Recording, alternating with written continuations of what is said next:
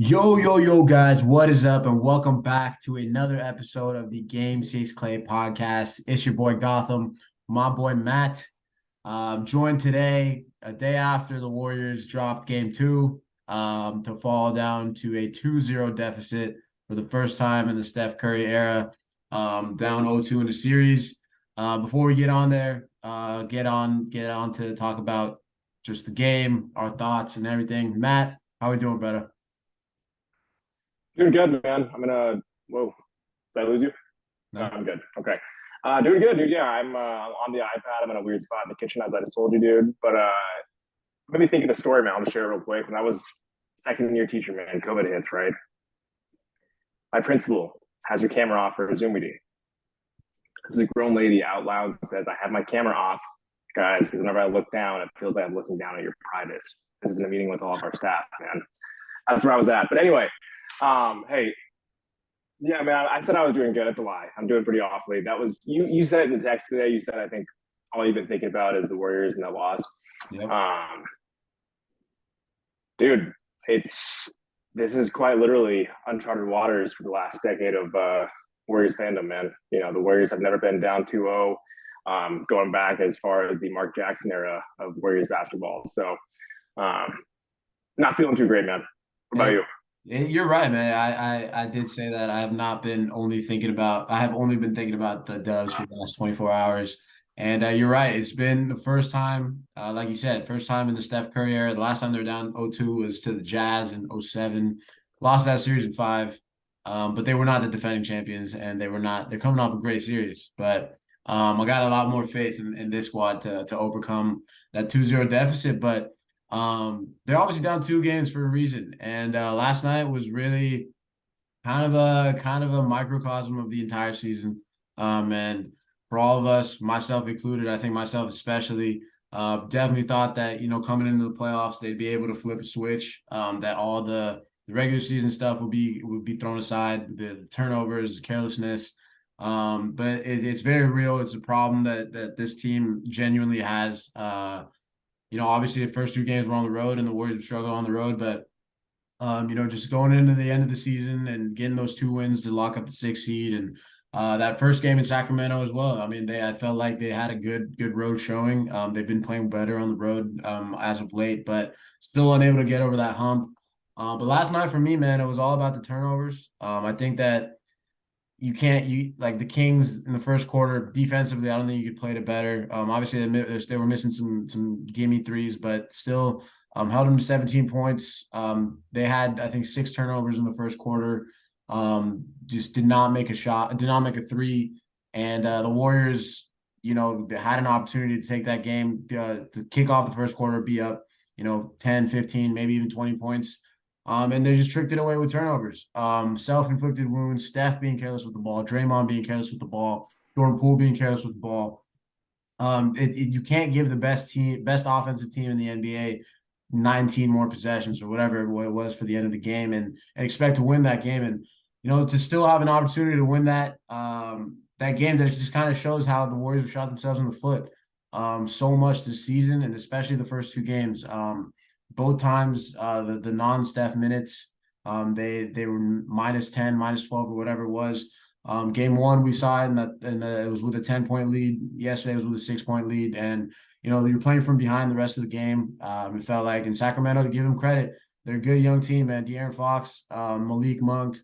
We'll get into that center that they got. That's a little soft, and all that aspect, but you can't give a good young team like that, man. They're kind of the Warriors with younger legs right now. They're able to get out and run. They want to get out and run, get in transition, and it's a tough team to give more possessions to. And the fact that the Warriors were still able to battle back, I mean, I gotta commend the fight. Obviously, the execution isn't there yet, but this road effort that we've been seeing these first two games is definitely promising in my eyes. The same team loses both these games if this was the regular season by 20, 25 points towards the end of it. I know, like, this is not the same team that we've been seeing in the regular season, to be fair, but it's go time. You're down 2-0.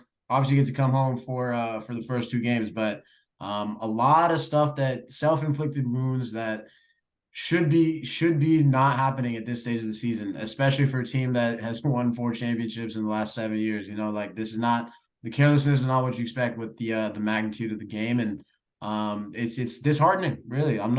It's not disappointing. I'm not shocked they're down 2-0. I'm not shocked if they come back and win the next four. But to start off the playoff run with these two, just lackluster carelessness, I'd say, just the carelessness that they've been showing is disheartening, and that's kind of where I'm at with this 2-0 lead, because it feels like it could have been avoided, and Warriors could have easily, if not stolen one, maybe even had those first two road games, which you want to take care of business in the playoffs. But that's just where my head's at from last night's game. Matt, what'd you see? Yeah, I think you summed it up pretty nicely. It really does feel like game two, especially way more than game one. It feels like the Warriors beat themselves way more than they got beat. And that's all the way from the turnovers, the 20 turnovers is just, you're not going to, the Warriors can't win on the road as it is, you know. You're not going to win a road game often for any great team turning the ball over that often. They had 12 in the first half, I think, and then 9 in the first quarter. In that first quarter, you mentioned they played great defense. Like it seems like they figured out their matchups for Fox, and it's Wiggins pretty much. Well, it's Gary Payton. So they have some things figured out, and like you said, it's going to be curious. I think they can absolutely turn this around at home, but it really is just a matter of, hey, do you guys? This is on again. I want to be very clear. There's a segment of fandom that has like this really aggressive mindset towards any comments towards the core and the vets. I don't blame the faulty season on the vets. I blame that on the roster. But when Steph's throwing the ball to no one, in the middle of a Warriors run, when Draymond is doing the same thing, when Clay is bad on defense, scarring some of these guys, he's getting blown by or losing someone backdoor. Those things are their faults, right? And especially in close 100%. games, those are the guys who you count on to not make those mistakes. And that's not me blaming them entirely for the loss, but it is saying those guys absolutely have to be better. Like they No, need to be better if the Warriors are going to win. And some of their play and some of their what they're doing is good enough, but some of it's just not. Especially like you said, against a young team like this. And this is a team that it's really not often that the Warriors are outmatched. I think from a scoring standpoint. But I'm going to be totally real. The Kings just have more offense. Like the Yeah. Warriors need to be better defensively. They got like Barnes can get a bucket. We know that, right? This is a personal series for Harrison Barnes, which is not a thing I'd ever say, but you can tell he's trying to give it, especially because he abused Clay 3 or 4 times yesterday. Barnes, Monk, Herter, Fox, Sabonis. That's 5 guys who can get this team a bucket. The Warriors have 3 guys right now who I trust to do that, and they have 2 guys who I trust to do that effectively, and that's Steph and Wiggins. And it's just different, right? The Warriors' best players are not all scorers. They're not all guys who are going to get you a bucket right now. It's not often you're going to see that, and it's also we got to get to Jordan Poole in a second, man, because he all of a sudden is, in my opinion, probably the 9th most playable player for the Warriors. And he's apparently dealing with maybe somewhat of a more serious foot injury than we heard, but he's just got to be better. Because if he can't do anything on offense, he quite simply can't be on the floor. And so I'm not going to be surprised if the Warriors roll DiVincenzo over him. I think last night on the post-game pod, you were saying getting Kuminga out there is going to be important. I think we all, Chuck, me, and you all agreed that, Kerr's leash with Kuminga. I get it.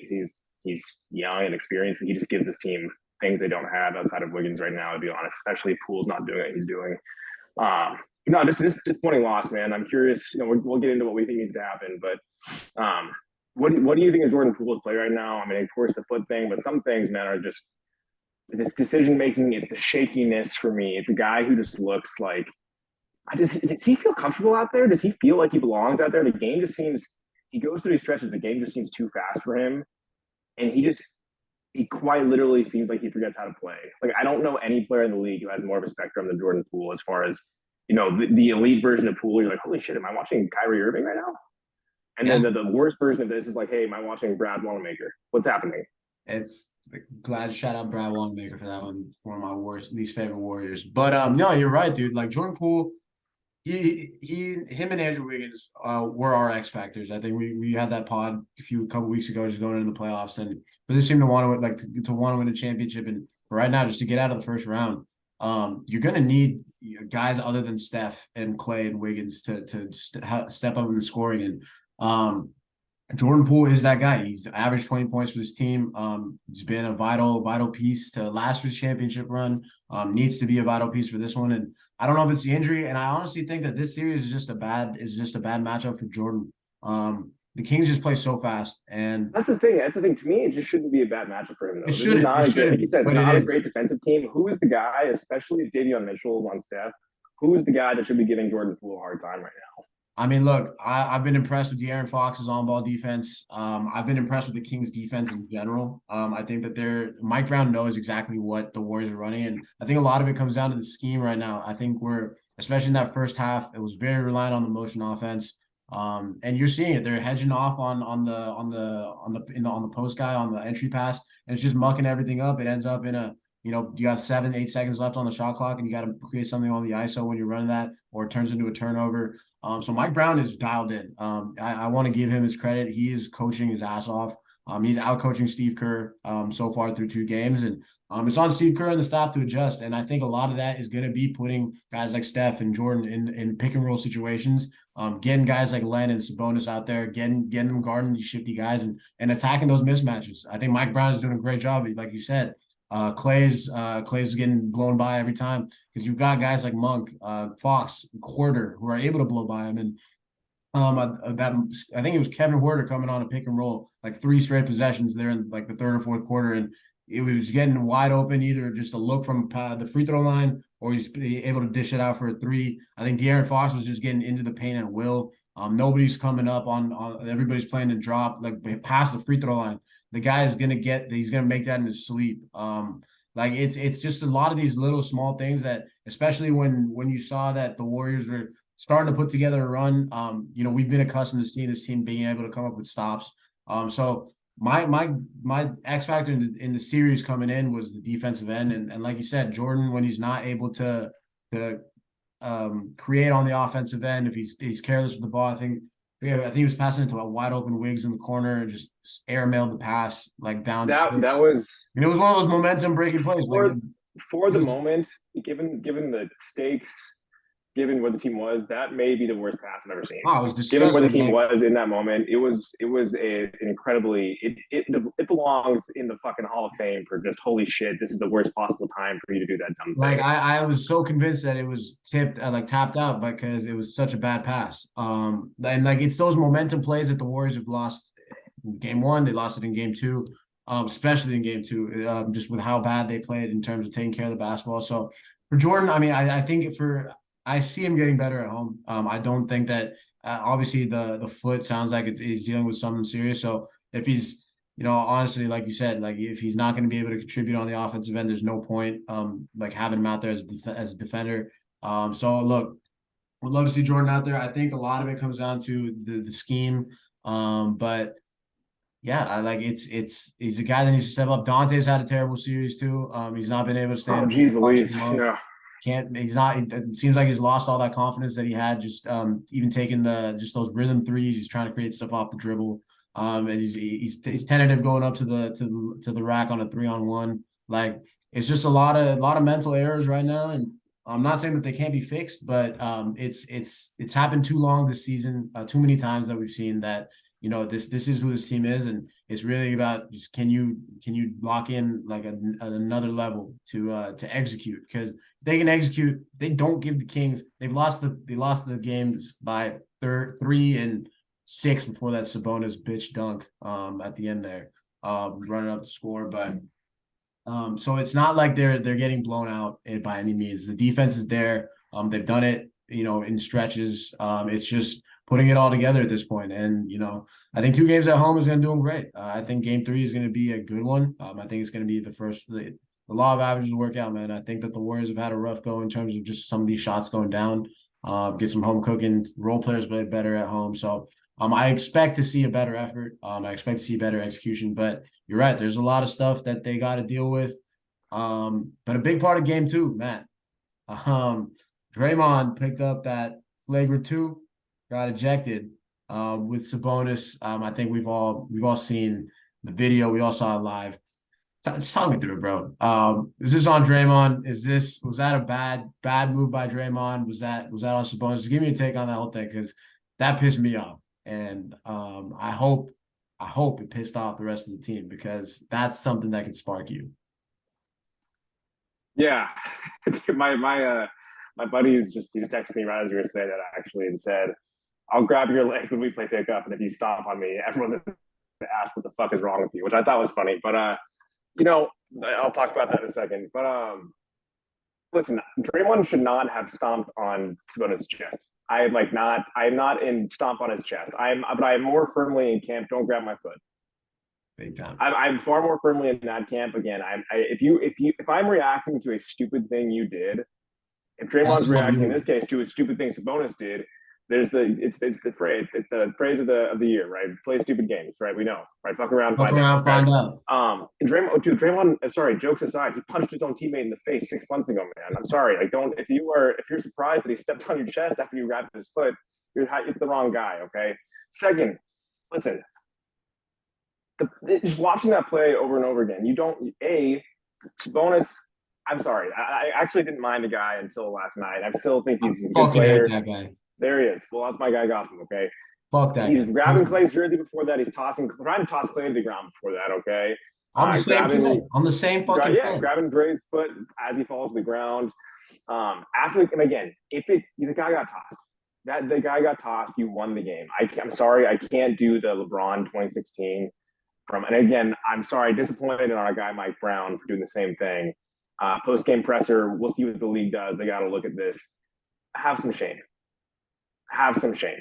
The fact that the Sacramento media is and the fans obviously, but the media too, like they're like 95.7 people are just spewing just garbage. Like you're telling me after seeing that play, like I'm not saying objectively, bro. You got people not on the Warriors. You got NBA players being like, "Yo, what?" Like he grabbed his leg, and you can see it. And like I'm trying to think about it, like I've had my leg grabbed before, and I fucking kicked the guy off.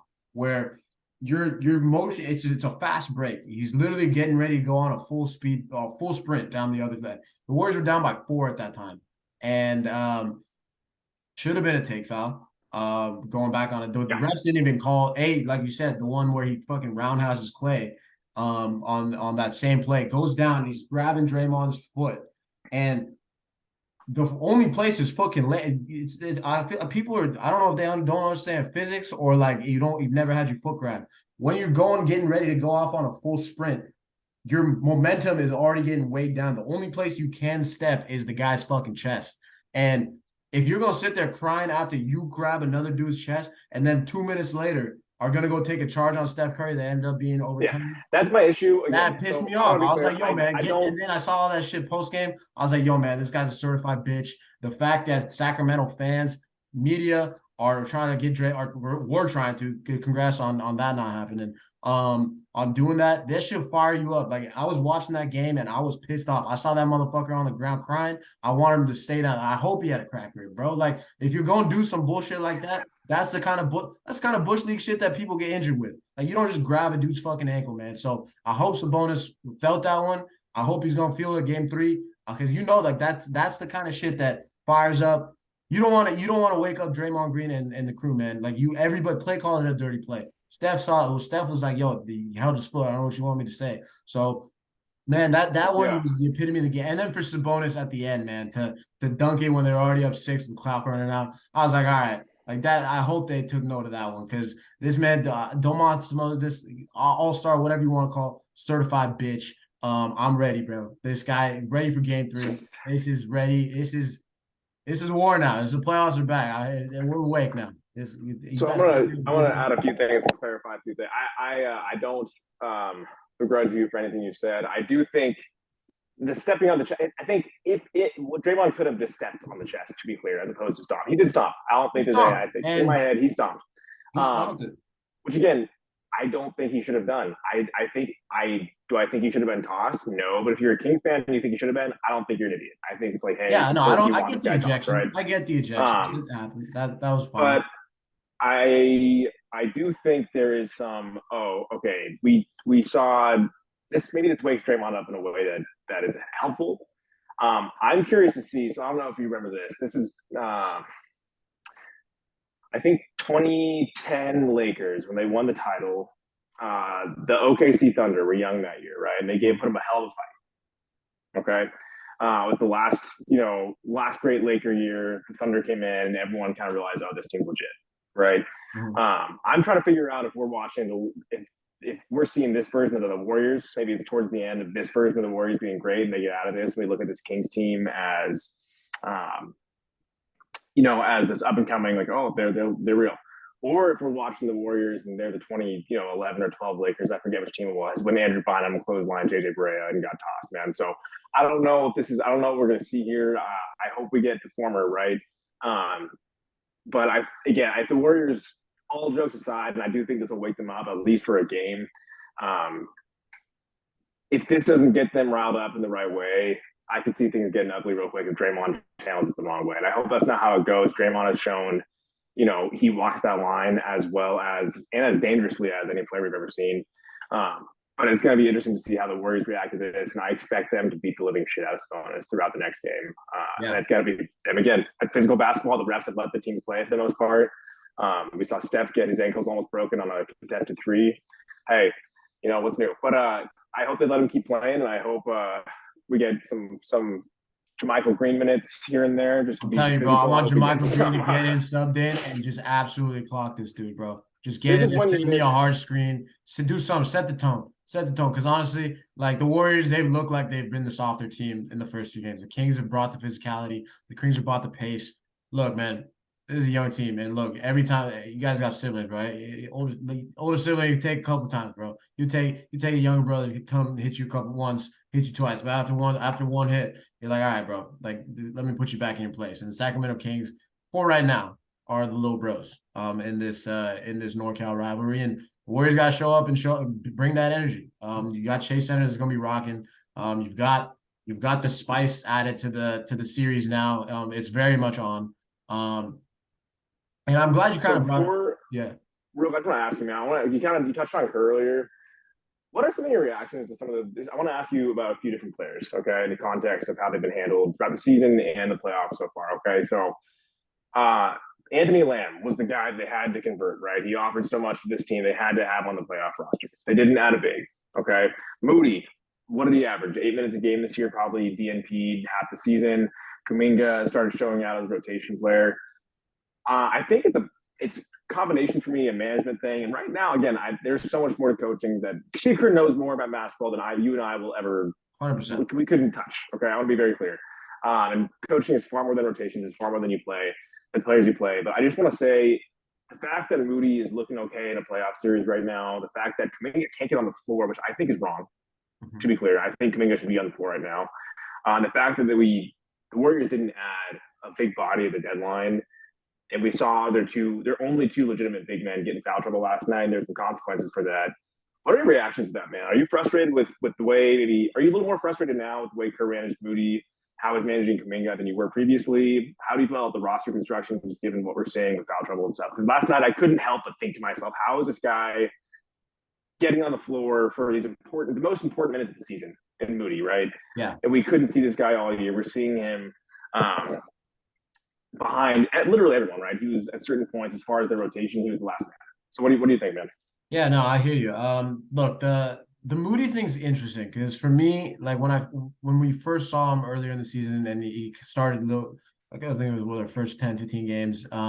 He did look a little undersized. It felt like he was getting blown by. Just didn't have the strength to compete. And it just felt like he took a step back from what we saw in that playoff run last year. So getting Lamb in there and seeing Moody the last 2, 3, 4 weeks, whatever it's been in the season. He looks like a more athletic player. He looks like he's bulked up a little bit. It feels like he's able to hold his own, and I can't say the same for the beginning of the year. So for the Moody thing, I don't like. I'm sure, like obviously, like in the practice facility and with the trainers and everything, they had a regimen for Moody, and just the quote that you hear Kerr and Myers throw around, where it's like, "Yo, I came here to develop in the NBA instead of Arkansas." I just think that for specifically Moses Moody. I'm not one way or the other. I'm happy to see him getting minutes. I'm happy to see that he's able to contribute in a playoff series like he did last year. And to be honest, he's had some really solid minutes so far this series. Just subbing in, being ready. So the Moses one is not as much of a thing for me. I don't get the Kuminga stuff. I want to pause you real quick, man. That was as like that's perfect. I feel now I feel different. Thank you for saying that way. That's totally fair. Things change. Keep going, please. I got you. Yeah, he's 19, 20 years old, so he's getting into stuff. So I think he's gotten better just behind the scenes. Kuminga one, man, I'm with you. I don't get that at all. He's been a staple in the rotation for a better part of the season. He was out for whatever the first 10, 15 games, started working his way in. And, when Steph and Wiggs were out, like he was the guy that, you relied on. Every time Kuminga was in the game, I feel like we were all like, all right, just offensive side, if that comes great. But the defense has always been there. He's the most athletic guy on the team. You're playing a young, athletic Sacramento team that has guys on the perimeter that are cooking you right now. Fox, Monk, Huerter, these guys are cooking you so far on the point of attack. And Jonathan Kuminga is second, if not third, depending on where you want to rank GP, Wiggs, and him and Dante. He's in your top four of point of attack defenders.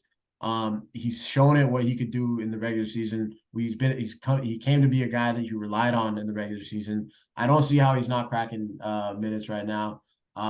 Just off pure athleticism. You can throw him on Fox, you can throw him on Monk. I think we saw that here a little bit in game one, where he's picking up Fox full court, or maybe just pressuring him outside of the half court. But like I just think that you have a guy like he's such a jack of all trades that in a series where you need guys that can defend, Clay can't be your second best perimeter defender on any lineup. Like it's just impossible. He's getting cooked. To be fair, Gary Payton has shown that he can't really stay in front of Fox consistently either. And that's not a slide. That's not a slide against Gary. The GP, like one of the best on-ball defenders that we have, one of the best weapons. That to me is very much. Again, I think it's a testament to De'Aaron Fox. Fox legit. Fox is legit, just man. Wild. De'Aaron Fox is a dog, and if the Kings are to win the series, like it's gonna be on the back of De'Aaron Fox, and he's won the first two games. Took over the fourth quarter game one, took over the fourth quarter game two. The only time the Warriors have had success is when Andrew Wiggins is on him. No other ball stopper that we have in Dante, GP, Kuminga. I mean, we haven't seen enough.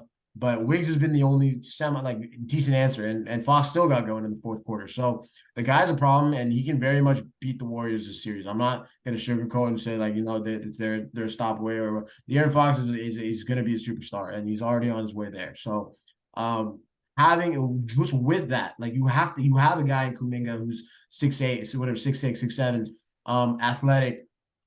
He can get to the line. You just being aggressive. I honestly think that it may be like the first game, it felt like when he was out there, he may have settled for a couple more threes than he could have. Like I think he had a couple open ones where he could have taken it to the hole. So I don't know if Kerr's coaching just this leash is so short. For what reason I don't know. And like you said, like Steve Kerr knows basketball better than the best of us. I'm sure there's a reason and why he's doing this, but it just feels like Kuminga's getting an unfair run at this, and it feels like when he's out there, especially with the lineups that you can throw out with like a Steph, Clay, Wiggs, JK, GP, whatever it is, Draymond, like Kuminga is going to be a positive in some sense. I don't know if it's going to be from attacking the rim, being a rim threat, whether that's on the defensive side, but he's going to bring you something. And you gotta go, like nothing's worked so far in the first two games. So yeah, that's kind of you mentioned being at the rim and free throws, and it's just I want to be clear. The Warriors have been scoring; they've been keeping up for the most part, right? They're not keeping up with easy buckets. They're keeping up because Steph's insane, and because Clay has hit some really tough shots here and there to keep them in games.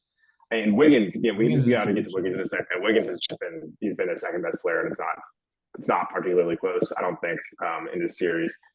But it's just a matter of getting some easy points every now and then. And Kuminga's not to be clear, Kuminga's not right now some elite scorer. He's a pick and roll threat, though. He's a diving threat. He's a threat cutting to the basket. Like you said in the post, we know how good he is at drawing fouls. The Warriors just don't get that otherwise. And at a certain point, especially right now, to be totally, again, we get back to Poole. Poole's not doing those things. And that's why that's one of those things you need Poole for. And if he's not doing that, the one guy who wants to score from two, who wants that, is Kuminga, and I get it. They're going to gap the hell out of him, and he's got to make better decisions as far as the shots he's taking. Guess But what? So does the rest of the team. yeah, Like exactly. So it's not that get him in everybody there. else is Try to playing get. for it. He will be the most athletic player on any floor he's on. You know, it's you got to figure something out there. I don't want to cry too much over spilled milk with Lamb stuff, so I don't blame you for not bringing that up yet. It's just it's the way it is. It's how the Yeah. roster is. It's too bad that they don't have a big outside of him. It's strange to me that it's strange, but I'm glad Moody's playing so well that he jumped Lamb right away in the rotation. And I think Lamb's last few games in the regular season were pretty goddamn bad, so that's probably a big part of it. Um, but man, I don't know what's coming next. Who needs to step up more than anybody else going into this next stretch, Gotham? Man, as much as I want to put it on, the GPs, the JPs, the Kumingas, it's on the main guys, dude. This run, like you said, the roster construction, whatever it is, like all the problems that have been part of the season. The reason this team can win a championship is because of Steph, Clay, and Draymond. And it's on them. Look, Steph is at 30 and 28, but the first game he was passive in the first half when he got going, got subbed out, and where we're at now. Last game, they were doubling him every time, and they still put up 28. But yeah, if De'Aaron Fox has outplayed Steph in this series, and I'm gonna be the first one to admit that. He's been making the clutch plays. He's been taking control for his team. Not to say that Steph hasn't. I think he's 10 for 18 in the fourth quarter, and I don't want people to think that I'm saying Steph Curry's like not that guy. Like I know he is, and I know this course still has it. I don't think that this is not how they go out. I genuinely believe that just watching these first two games and just all the stuff that's gone down. I just feel like these three got too much heart to go out like this. They're down 2-0. Kings held serve. Like that, to be fair, like the Kings just held serve. They were down 2-1, losing home court going to Boston last season and found a way to get it done. So I don't see that this Sacramento team is the end. But look, it's on we said it, bro. Steph had 5 turnovers. Draymond had 5 turnovers. You can't have 10 turnovers between your two best players, your two main ball handlers. Clay, for the most part, I mean, I think a lot of shots that he's been taken. Shot selection has been something that we've talked about all year. I'm not going to sit here and say Klay Thompson's got to stop shooting. I don't think he's going to, but it's just the kind of shots, they're developing, and it's how they turn the series around. I think offensively for the Warriors is where they're struggling. I think Mike Brown, like I said earlier, you give him the credit, but something's got to change. I think I want to see a change in the starting lineup. That Steph. Oh wow. That Steph, Clay, Wiggins, GP, and Draymond lineup that started off the fourth quarter. It felt like those were some of the best minutes that we got until obviously Draymond got ejected. And I think you got to stagger Draymond and Looney. I liked how it looked earlier in this or the regular season, but the Kings want to play fast, and the Warriors have you just can't have two guys that aren't actual offensive threats in both of those guys, and you got to stagger them. Make Sacramento play defense. I want to see Wiggins in the post, posting up Fox or Monk, taking advantage of those mismatches. And it's the small stuff, bro. And limit the turnovers, rebound and limit the turnovers. It's the smallest margins that the Warriors have lost these two games by, and they've shot themselves in the foot like Plaxico Burress, bro. Like you can't be turning the ball over this much, and so it's all about the execution. It's not that. Nothing I've seen from Sacramento has been like, yo, they're much better than us. It's really been we haven't taken advantage of the momentum plays, the momentum, swings. You've been, too reliant on the three at times. Haven't stuck with driving the ball. And I think that the motion offense is got to take a back step right now. I think it's got to be heavy pick and roll. The Kings are not a good pick and roll coverage team. I'm just watching some clips from earlier and just seeing some of the defensive metrics. They're not a good defense. They're not a good pick and roll team. They're not a good defensive team. They don't have Sabonis is not that good of a defender. Len is not that good of a defender. So exploit the mismatches. And it's right there. Like you're down 2-0, but it doesn't. It feels like you had a chance to win both those games. And in two games that the Warriors, quite frankly, haven't played as well as we've seen them play this year. Quite frankly, how well we know that they can play. So it's really on you. I honestly don't feel too bad being down 2-0. I think just the way they've lost them has been disheartening, like I said earlier. But in no way am I scared about not being able to beat it feels different than, losing 2 straight games to the Raptors back in 19. Like when you lost that, game, whatever, was 3 and 4 at home. It felt like, wow, that I don't know if we have enough to beat these guys. It doesn't feel like that this time. It just feels like, execute, take care of the basketball, and you will have a chance to win the series.